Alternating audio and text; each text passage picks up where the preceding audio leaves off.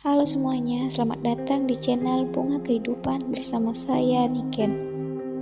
Di video kali ini saya akan membahas tentang kegagalan bukanlah akhir. Ada 6 cara untuk menghadapi kegagalan.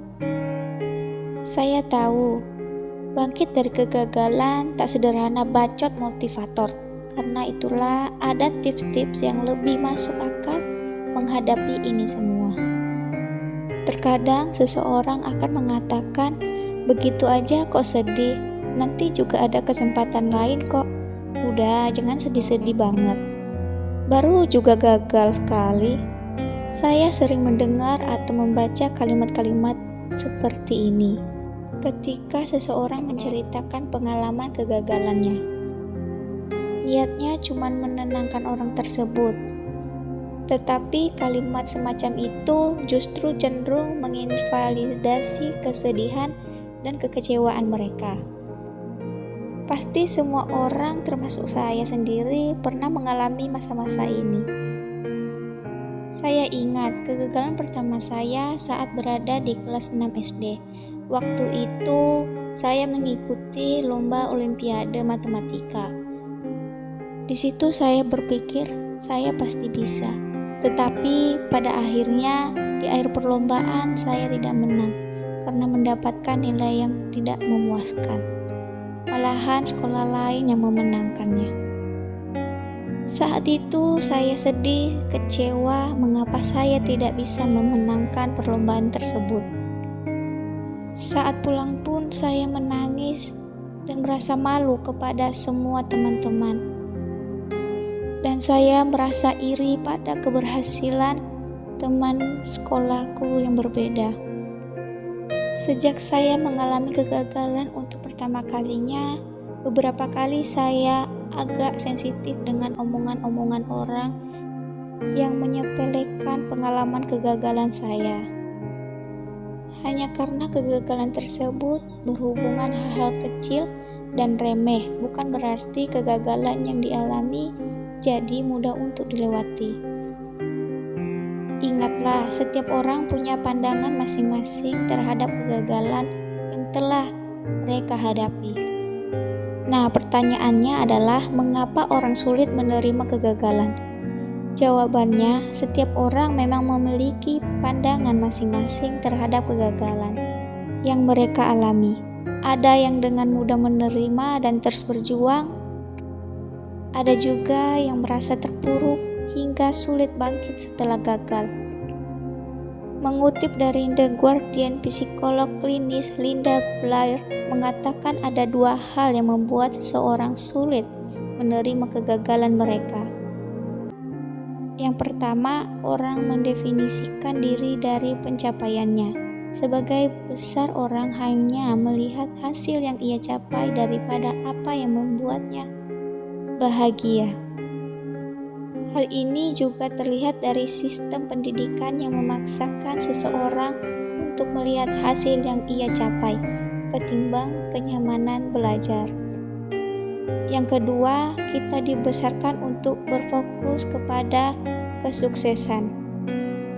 Terkadang orang tua kita tidak menyadari bahwa mereka juga menjadi salah satu faktor dari bagaimana anak mereka melihat dunia.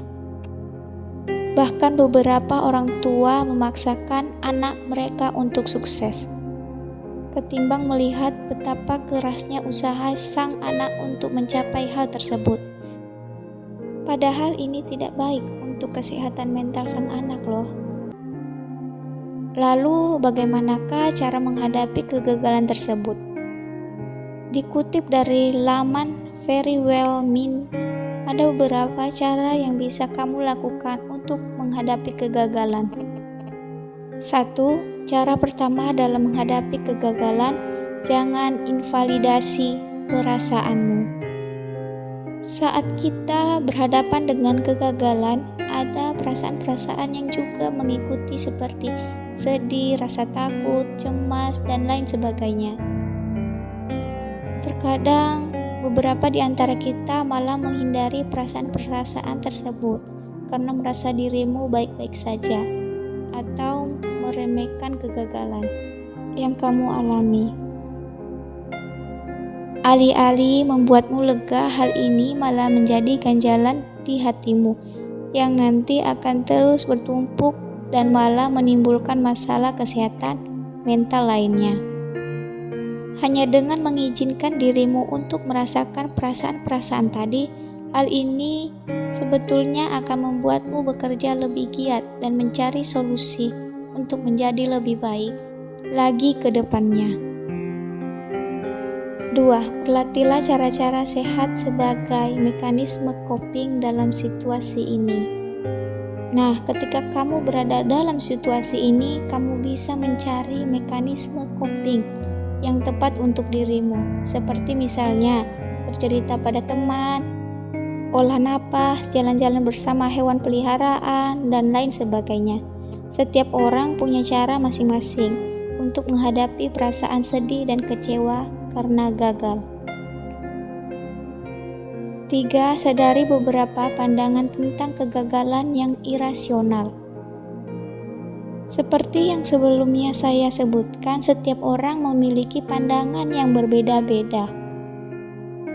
Ada beberapa pandangan yang irasional, beberapa pandangan tersebut tidaklah baik, bahkan menghambatmu untuk berubah menjadi lebih baik. 4. Ubah cara pandangmu tentang kegagalan. Terkadang kita menganggap kegagalan adalah bukti kita adalah seorang yang gagal. Ada baiknya kita perlu mengubah cara pandang tersebut. Kegagalan berarti kamu memiliki keberanian mau belajar hal-hal baru dan berani mengambil resiko. 5. Tanyakan pada dirimu apa yang bisa kamu pelajari dari kegagalan ini. Bersedih karena gagal boleh-boleh saja, tetapi jika kamu sudah selesai masa-masa bersedihnya, jangan lupa untuk melakukan refleksi atau beberapa kegiatan terhadap situasi yang kamu alami. Apa saja yang bisa kamu pelajari dari kegagalan yang kamu alami? Dan apa yang bisa kamu perbaiki agar tidak mengulangi kegagalan tersebut. 6. Buatlah perencanaan untuk terus bergerak maju. Nah, setelah kita tahu apa saja yang bisa kita lakukan untuk memperbaiki diri kita agar tak mengulangi kesalahan sebelumnya, buatlah perencanaan untuk kembali maju. Tetapi ingat-ingat lagi bahwa meski gagal bukan berarti kamu tidak bisa mencoba lagi. Nah, ketika temanmu baru-baru saja mengalami kegagalan dan bercerita padamu, ada baiknya kalau kamu mendengarkan ceritanya secara berempati dan jangan meremehkan perasaannya. Dan juga jangan lupa untuk selalu menyemangatinya dengan berkata, "Ini memang sulit dihadapi dan enggak apa-apa kok untuk bersedih sekarang. Namun ini bukan akhir dari segalanya. Aku selalu dukung langkahmu selanjutnya." Nah, itu tadi 6 cara menghadapi kegagalan. Semoga video ini dapat membantu kalian dalam menghadapi kegagalan. Untuk teman-teman semua, semangat, jangan kendor, teruslah maju. Salam manis dari saya, sampai jumpa di next video selanjutnya. Bye-bye.